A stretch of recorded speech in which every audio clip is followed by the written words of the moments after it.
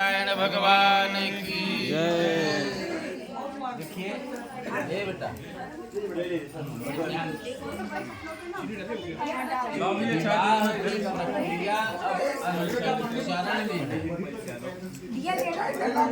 विवाह किया क्यों जाता है और आज ये जो विवाह की विधि की जा रही है ये क्या विधि है। विवाह 8 प्रकार से किया जाता है। 8 प्रकार के विवाह में ये ब्राह्म विवाह की विधि जो है ये बहुत महत्वपूर्ण होता है। जैसे देवांशिका का और आकाश का विवाह जो निर्धारित हुआ ये दैव योग की व्यवस्था थी। जैसे शास्त्र में ये लिखा है सब कुछ आना चाहिए पंडित जी कि पूर्व जन्मार्जितम विद्या पूर्व जन्मार्जितम वित्तम पूर्व जन्मार्जितम नारी अग्रे अग्रे धावत। पूर्व जन्म का ज्ञान, पूर्व जन्म का धन और पूर्व जन्म की पत्नी ये आगे आगे चलती है। थोड़ा हमको उधर बैठने दो। आकाश के लिए भी कई बायोडाटा आए होंगे। आवाज नहीं आ रही। देवांशिका के लिए भी कई बायोडाटा आया होगा। लेकिन दैव योग जिसके साथ विवाह होना निर्धारित था उसी के साथ दिमाग स्थिर हो गया। समझ रहे? जैसे शिव जी को देख लीजिए। शिव जी और सती का विवाह हुआ था लेकिन सती का वैवाहिक जीवन सुखमय नहीं हुआ क्योंकि सती के पिता और सती के माँ का सहमति नहीं बन पाई थी और सती विवाह शंकर जी से कर दिया केवल जयमाल डाल करके। समझ रहे? अब रही बात ये, इसीलिए वही सती अगले जन्म में पार्वती के रूप में आई। अपने पुड़ियों से अपने व्रत से शिव को खुश किया। जंगल में ही शिव खुश होकर के दर्शन दिए। कहे कि चलो हम तुम्हारे साथ विवाह करेंगे लेकिन पार्वती तैयार नहीं हुई। पार्वती कही नहीं, आपको मेरे माता पिता से मांगना है और ब्राह्म विवाह की विधि के द्वारा ही हमारा विवाह होगा तभी हम आपके यहाँ चलेंगे। तो ये ब्राह्म विवाह की विधि जो है वो नंबर 1 की मानी जाती है, शास्त्रीय पद्धति मानी जाती है इस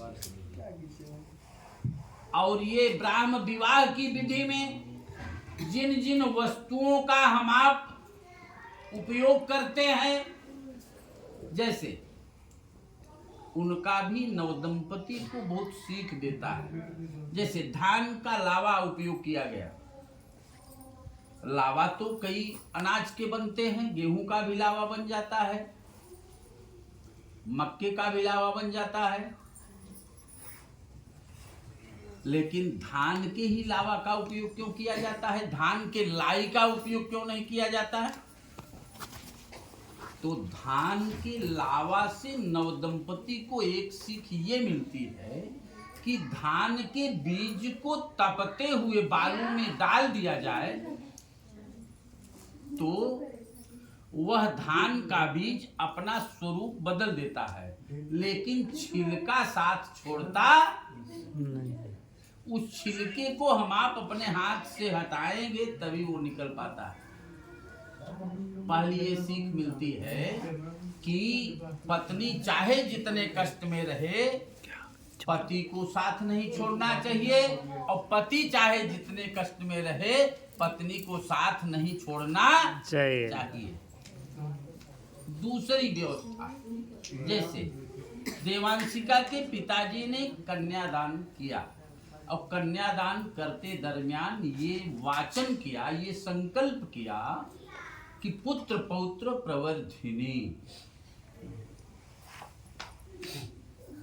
पुत्र की उत्पत्ति। विवाह क्यों किया जाता है? विवाह बी उपसर्गक वह धातु से, माने जीवन को सम्यकतया सुखमय बनाने के लिए ही विवाह किया जाता। जीवन को सम्यकतया सुखमय बनाने के लिए विवाह किया जाता है। और जब वामावर्त की बात, जैसे आचार्य जी ने बताया कि वामावर्त, जैसे अभी बेटी दाहिने बैठी, सिंदूर दान जब तक नहीं होगा तब तक ये बाएं नहीं जाएगी, वो अधिकार नहीं मिलेगा। जैसे सती के वामावर्त का अधिकार शंकर जी ने छीन लिया था। कब छीना था? जब जंगल में राम सीता को खोजने के लिए गए थे, और सीता को खोजते हुए राम को शंकर जी ने प्रणाम किया, और सती ने ये पूछ लिया कि ये कौन है, क्यों प्रणाम कर रहे हो? शंकर जी ने कहा ये प्रभु राम हैं। कहा आप देवों के देव महादेव, आप राम को प्रणाम कर रहे हो? कहा हाँ, ये मेरे पूज्य है, हम इनको प्रणाम कर रहे हैं, तुम भी इनको प्रणाम करो। सती के मन में ये बात आई कि तो ये जंगल में क्यों घूम रहे हैं? शंकर जी ने कहा इनकी पत्नी सीता है, और सीता को किसी ने चुरा ले गया, अपनी पत्नी की खोज में ये घूम रहे हैं। तो सती के मन में संशय बन गया कि ये यदि परमात्मा है तो इनको इनकी पत्नी कौन चुरा ले गया? पावरफुल नहीं है। और ये अपनी पत्नी के चोर को पकड़ नहीं पाए अभी तक, तो ये परमात्मा कैसे है? शंकर जी ने कहा संशय मत करो मेरी बात पर। तो राम जी जाने लगे, तो राम के सामने ही सीता का रूप धारण करके सती गई थी, शंकर जी के से अलग होकर के। तो सीता के रूप में जब शंकर जी ने देखा, माने रामचंद्र जी ने देखा, तो प्रणाम किया कि सती मां आप अकेले यहाँ जंगल में क्यों विचरण कर रही हो? तो सती अपने वास्तविक रूप में आ गई, और शर्म के नाते शंकर जी सारी व्यवस्था देख रहे त्रिकाल दृष्टि से। उसी दरमियान वामावर्त का अधिकार सती का छीन लिया, इसीलिए सती को संतान जीवन में नहीं हो पाया। वही सती पार्वती के रूप में जब आई। अब बात ये करते हैं कि जो धान के बीज की बात करते हैं, धान के बीज का दूसरा मतलब क्या होता है? जैसे धान के बीज की रोपाई करने के लिए हम आप बहनौर में डालते हैं, तो एक दाना से एक शाखा निकलता है ना। उस एक शाखा को बहनौर से निकाल करके दूसरे खेत में जब हम आप रोपाई कर देते हैं, तो एक शाखा में अनेक शाखाएं निकलती हैं कि नहीं? उसी प्रकार से ये बेटी यदि संयोग से भविष्य में पुत्र की उत्पत्ति हो गई, तो पुत्र की परिभाषा शास्त्रों में कहा गया है कि पुम नाम नरकात त्रायते इति पुत्र। पुत्र वह है जो कि पिता को नरक जाने से बचाता। हर मनुष्य 3 ऋणों से बंधा रहता है। 3 ऋण क्या है? देव ऋण, ऋषि ऋण और पितृ ऋण। देव ऋण से व्यक्ति को मुक्ति तब प्राप्त होता है जब व्यक्ति पूजा करता है, और ऋषि ऋण से व्यक्ति मुक्ति तब प्राप्त करता है जब अतिथि का सम्मान करता है, और पितृ ऋण से मुक्ति व्यक्ति तब प्राप्त करता है जब संतानोत्पत्ति में पुत्र की प्राप्ति हो जाती है, तब व्यक्ति पुत्र ऋण पितृ ऋण से भी मुक्ति प्राप्त कर लेता। तो ये बात। अब जैसे आचार्य जी ने 7 बातों को कहा, कुछ बातें इन्होंने कहा कि बैंकों में आप खाता खोलिए, उसके अधिकारी हमको बना दीजिए, तमाम सारी बातें। उन सारी बातों का देखिए, ये जो 2 आचार्य होते हैं ये दोनों वकील होते हैं। जैसे वकालतनामा लगता है ना, उसी प्रकार से ये बातें जो होती हैं हो रही हैं, हवा में नहीं हो रही।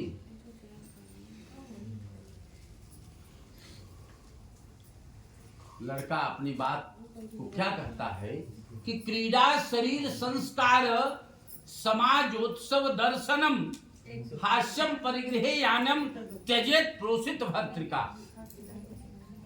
पहले तो ये समझ लेना कि प्रोसित भर्तृका कहते किसको। कहने का मतलब कि आकाश जी ये कह रहे हैं कि हम तुम्हारी सारी बातें मानेंगे, लेकिन तुमको कहीं भी जाना है, किसी भी परिस्थिति में जाना है, तो मेरे बिना अनुमति का नहीं जाना है। और जैसे सती को मायके जाना था, शंकर जी के दबाव दे करके उनसे कहवाया कि हमको जाने दीजिए। ऐसा दबाव भी नहीं देना है तुमको, अगर मैं नहीं कहूंगा तो तुमको नहीं जाना। ये पहली बात। दूसरी बात क्या है कि ये बातें जो हमारे आपके बीच में हो रही है, हवा हवाई नहीं है। विष्णु वैश्वानर साक्षी ब्राह्मण ज्ञाति सबांधवा पंचमम ध्रुवमालोक्य स साक्षित्व ममागता। सबसे पहले तो ये जो हमारे आपके बीच में बातें हो रही हैं, इसके साक्षी के रूप में कौन है जानते हैं? विष्णु भगवान साक्षी हैं। अब आपके दिमाग में ये बात आएगी कि विष्णु भगवान यहाँ है कहाँ? तो शास्त्र प्रमाण देता है क्या कि कलशस्य मुखे विष्णु कंठे रुद्र समाश्रित। ये जो कलश रखा गया ये ऐसे नहीं रखा गया, इसमें ब्रह्मा विष्णु महेश सारे देवता इसमें विराजमान। दूसरे साक्षी के रूप में कौन है? वैश्वानर। वैश्वानर माने मैंने तुमको बताया था ना यज्ञोपवीत संस्कार में, नहीं इतना भूल जाते।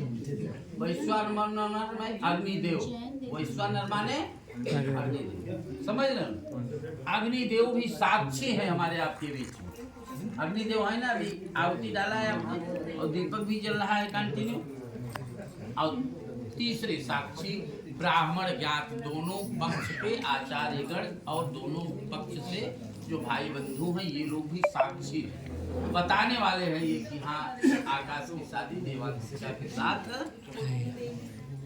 इसके बाद में 5वें साक्षी के रूप में कौन है? ध्रुव तारा। जो आकाश में उदी है ये ध्रुव तारा भी साक्षी है।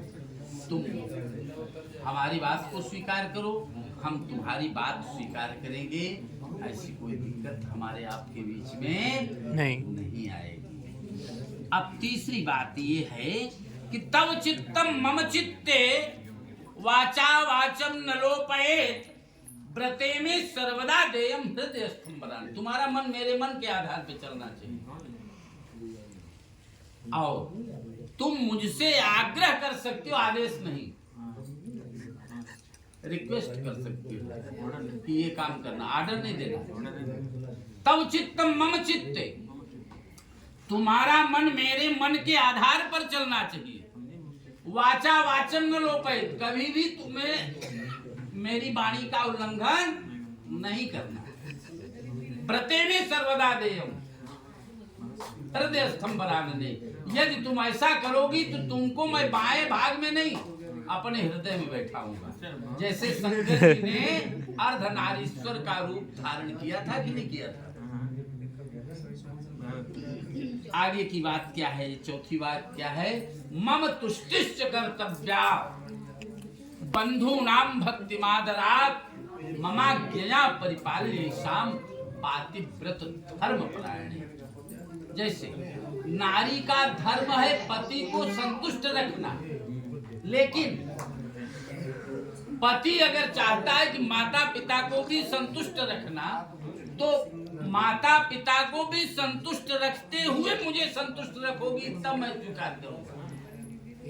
मम तुष्टिश्च कर्तव्या, मुझे संतुष्ट रखते हुए भाई बंधुओं को भी संतुष्ट रखना तुम्हारा धर्म है।